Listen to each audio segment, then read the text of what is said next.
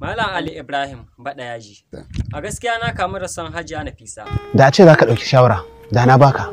To ina jin ka. Ya kamata ka haƙura da wannan yarinyar. Saboda me? Ba za ka taɓa samun ta ba. Share da wannan kuɗi zan nuna. Ba za ka taɓa son ka ba. Saboda kai ne ubanta? Ba ni bane, amma tabbas alamu haka suke nunawa. Dama na ɗauka za ka bani shawara ne, ashe ba suna kake yi ba. Ya kamata ka gane cewa lafiyarka tana da matuƙar muhimmanci a gare ka. Ina ruwanka da lafiyata? Ba ka son gaskiya. In dai akan Nafisa ne, rike gaskiyarka.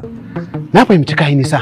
Ɗan ƙaramin kirana ba zai dawo da kai kan turba ba. Din. Assalamu alaikum wa rahmatullahi ta'ala wa barakatu. Yan uwa, ina muku barka da warhaka. Ina farin cikin gabatar muku da sabon shirinmu mai suna interview da jarumin Kano.